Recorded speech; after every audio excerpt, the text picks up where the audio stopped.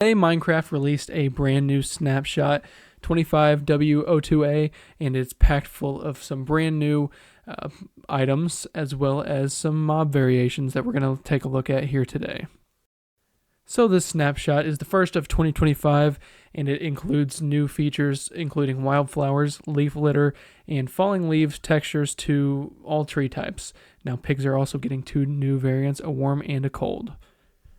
Now we'll hop into a survival world here just to take a look at this leaf litter and take a look at this stuff. It looks incredible. It's going to really add some realism and just overall better texture to the game in general. And you can place it similar properties, exactly the same as the cherry blossom petals as well, and I really like how they look. You can place up to 4 on one block, and here's a look at some of the particles on the birch tree. Now, I'll get a little bit more in depth in that later. But you can smelt up regular leaves of any type and get leaf litter in the furnace.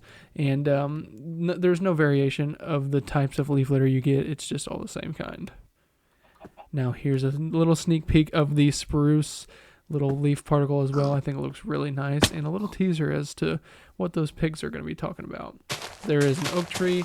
Take another look here at the spruce on a bigger scale, because I think it looks a lot better whenever it's on a large tree. So I'll hop up here and break one of the leaves, because that sometimes triggers the particle effect, and look at that. Very nice. Now, one thing I wasn't anticipating was this jungle tree generation. I don't know if this is new or if I'm just dumb, but I think it looks really good, especially with the new particles.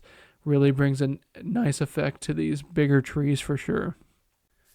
Now let's compare the different petals and flowers that we can put there on the ground. Here are the cherry blossom and then the brand new wildflowers, which I'll get a little bit more into where you can find these later on. But same properties as well, including the leaf litter. You can place them in any different variation in the 4 corners of a block, and similar to these leaf litter blocks, which these are my favorite for sure.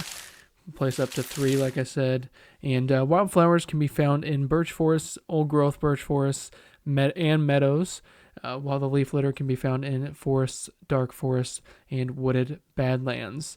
Now, these are going to provide a lot more to your forests and the badlands, and I really think it's going to really add an extra effect. But listen to these beautiful sounds. The leaf litter has a little crunching effect, and you can't place it on top of a regular block. It has to be on an organic, such as this moss. And now it's time to talk about the lodestone, which can now be crafted with an iron ingot surrounded by 8 chiseled stone bricks rather than a netherite ingot.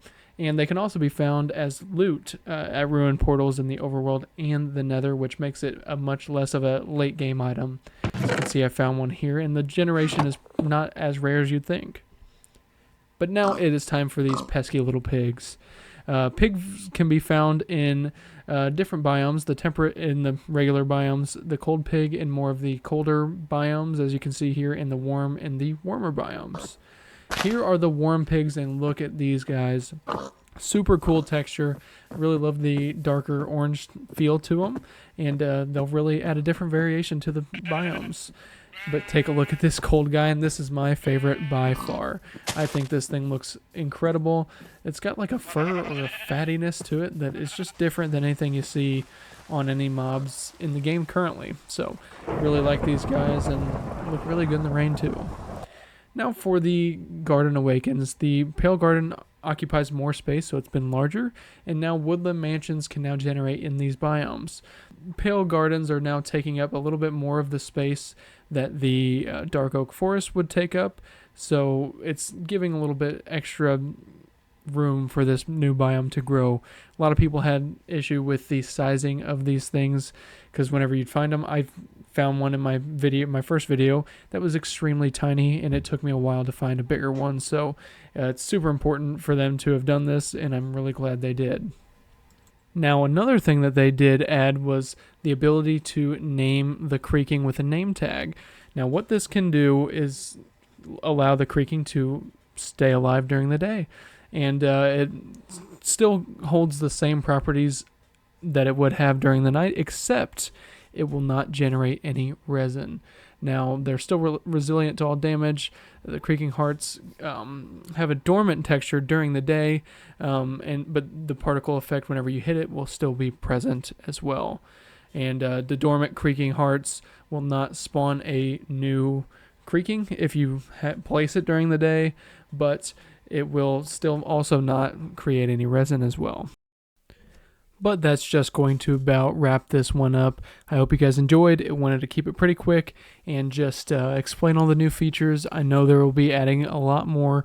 This is not planned on being a drop that's going to happen anytime soon. So stay tuned for more updates, and I'll talk to you next time.